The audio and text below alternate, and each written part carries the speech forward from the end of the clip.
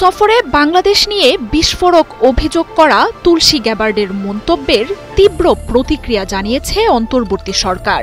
সরকারের বিবৃতিতে বলা হয়, তুলসী গ্যাবার্ডের বক্তব্য গভীর হতাশা ও উদ্বেগের সাথে লক্ষ্য করেছে বাংলাদেশ।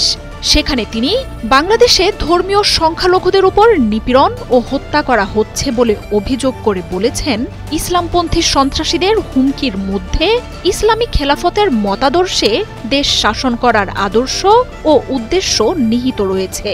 তুলসী গ্যাবার্ডের করা এসব মন্তব্য বিভ্রান্তিকর এবং বাংলাদেশের সুনাম ও ভাবমূর্তির জন্য ক্ষতিকর বলে তীব্র প্রতিবাদ জানিয়েছে সরকার।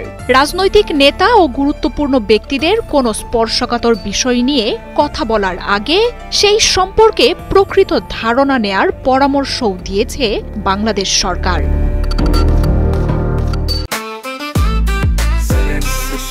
জেনেক্সে শিফট করো, লাইফকে লিফট করো। 3 দিনের সফরে ভারতে আসা মার্কিন গোয়েন্দা সংস্থাগুলোর প্রধান দেশটির গণমাধ্যমকে দেয়া সাক্ষাৎকারে বাংলাদেশ নিয়ে বিস্ফোরক বেশ কিছু অভিযোগ আনেন।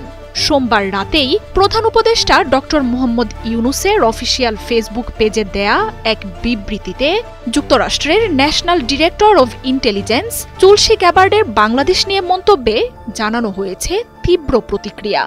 সরকার জানিয়েছে, বাংলাদেশ ঐতিহ্যগতভাবে শান্তিপূর্ণ ও অন্তর্ভুক্তিমূলক ইসলাম চর্চার জন্য সুপরিচিত। চরমপন্থা ও সন্ত্রাসবাদের বিরুদ্ধে লড়াইয়েও বাংলাদেশ অসাধারণ অগ্রগতি অর্জন করেছে। প্রধান উপদেষ্টা জানান, তুলসী গ্যাবার্ডের এমন মন্তব্য কোনো সুনির্দিষ্ট প্রমাণ বা অভিযোগের উপর ভিত্তি করে করা নয়, বরং বাংলাদেশ নিয়ে তুলসীর দেয়া এই বক্তব্য পুরো জাতির প্রতি মোটা দাগে এক অযৌক্তিক মন্তব্য। বিবৃতিতে অন্তর্বর্তী সরকার জানিয়েছে, বিশ্বের অনেক দেশের মতোই বাংলাদেশও উগ্রপন্থার চ্যালেঞ্জের মুখোমুখি হয়েছে।